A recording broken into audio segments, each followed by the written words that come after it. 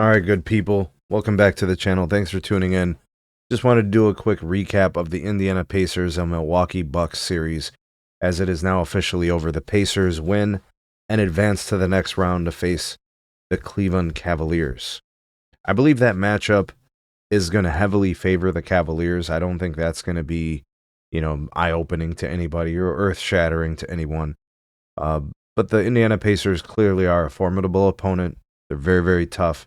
They have a player in Tyrese Halliburton who I think is very dangerous and explosive, and I think is a very difficult challenge for any team to try to corral. And some really solid role players along for the ride, and I think a decent coach and great fans, and that'll be a hostile arena when the games go there. But we need to talk about these Milwaukee Bucks. We really do, And I understand, Dame tore his Achilles, and I'm saddened by that, and I really do think that could be a pretty career-altering injury for him at this stage of his career. I also think him overcoming, the blood clot illness, injury time that he missed, and things of that nature, very commendable. He tried to fight back and get back in there, but I kind of want to talk about the Bucks here in this game. So the Bucks should have won this game. The Bucks choked away this game. This is insane that they actually lost this game. Listen to this. The Bucks outscored the Indiana Pacers in the first quarter, 30-13. From that point on, the Bucks didn't play that great. The second half they played just fine, but in the second quarter, the Pacers really chipped away at the lead. So they were down 17 after 1, and then they outscored the Bucks by 11, right? So it was a very manageable game. And then the Pacers outscored the Bucks by 6 in the third quarter, essentially tying it going into the fourth. And then these two teams still couldn't figure out who was better after the fourth quarter. It had to go into overtime. And the Bucks had this game. The Bucks had a 4-point lead, under a minute left in the game. Tyrese Halliburton, really did a nice job of attacking the rim. And AJ Green fouls him and won. How could you? How could you allow him to get a shot up, a layup at the rim, foul him, and then he makes it?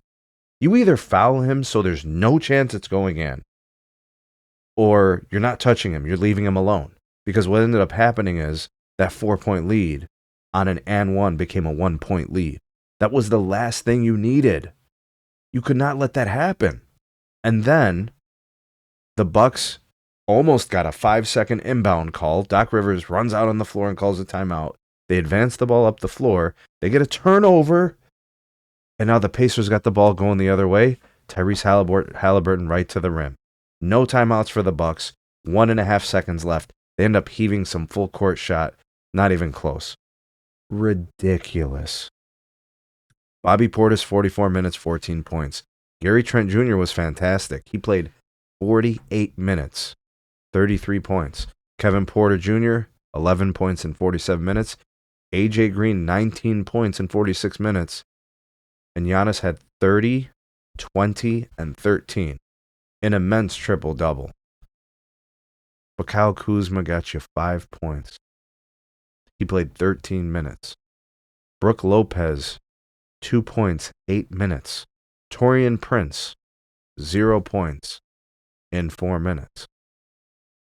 It's incredible to think, and I'm not really the type of guy that's going to support teams, players just like leaving, oh, this guy's got to go somewhere where he can win. I don't really like that. I believe that players should ride with the teams that they sign with and for the duration of their contract. And I think Giannis has a couple years left on his contract, and he's obviously a supermax, and he's one of the best players in the league. He's a top MVP candidate perennially.